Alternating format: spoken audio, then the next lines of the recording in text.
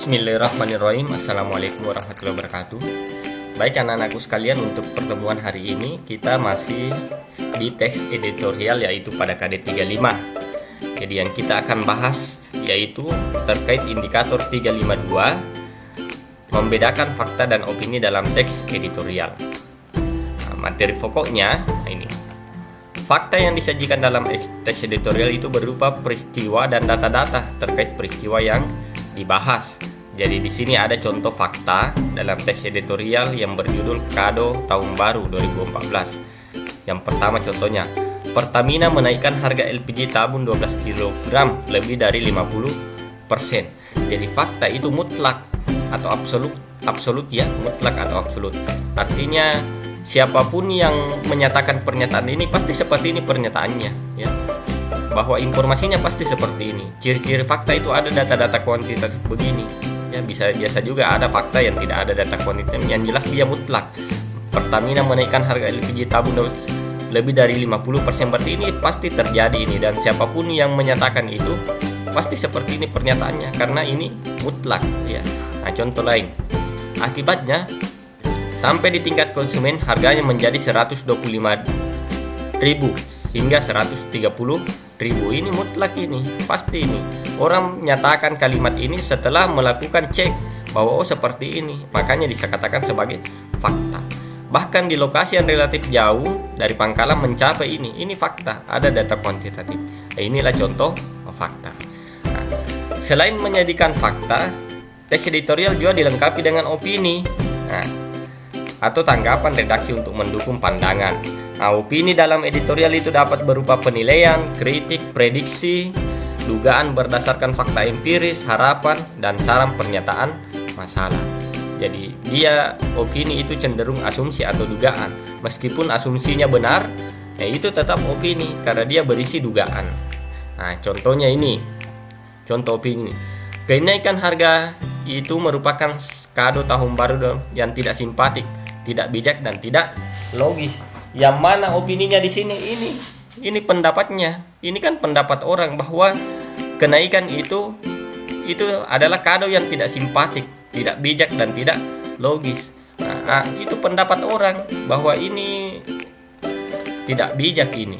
Nah, itu menurut orang kan, tapi kalau menurut pemerintah kan tidak begini. Makanya dikatakan sebagai opini. Contoh lain yang berupa penilaian. Pertamina tidak bisa semata-mata menjadikan harga pasar dunia sebagai kiblat dalam membuat keputusan. Sebab di sisi lain, perusahaan memperoleh keuntungan besar atas hasil tambang minyak dan gas yang dieksploitasi dari perut bumi Indonesia. Ini opini, yang mana opininya ini pada kata tidak bisa menjadikan harga pasar sebagai kiblat. Tidak semata-mata, ini pendapat orang kan.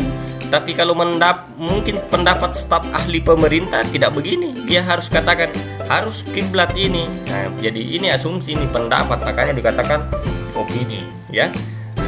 Sama kalau saya katakan gadis itu cantik, itu opini, pendapat.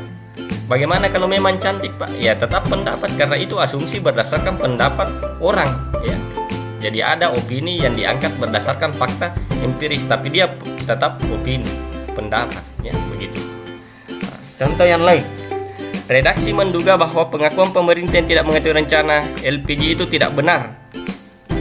Berarti redaksi menduga bahwa berarti ini pandangan, pendapat. Nah, sama juga ini. Pemerintah seharusnya sudah ada kata seharusnya, sudah pasti pendapat ini. Menggunakan keuntungan besar. Nah, berarti dia asumsi yang berupa harapan. Caranya dengan menggambil atau menyising. Nah, ini saran. Kalau saran itu pasti pendapat. Jadi begitu contohnya.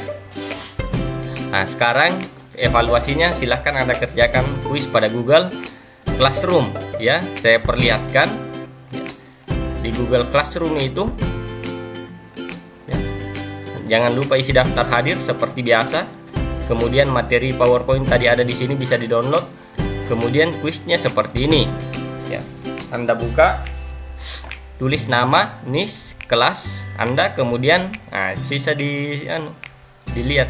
Ini adalah disajikan informasi yang terdapat dalam teks editorial berjudul Meretas Damai Abadi di Papua. Ini sudah Anda pernah baca di pertemuan sebelumnya.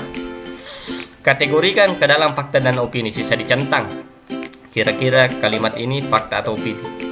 Nah, kalimat kedua ini kira-kira fakta atau opini, dan seterusnya sampai kalimat 10. Silahkan kirim, pilih salah satu saja, fakta dia atau opini. Setelah itu kirim.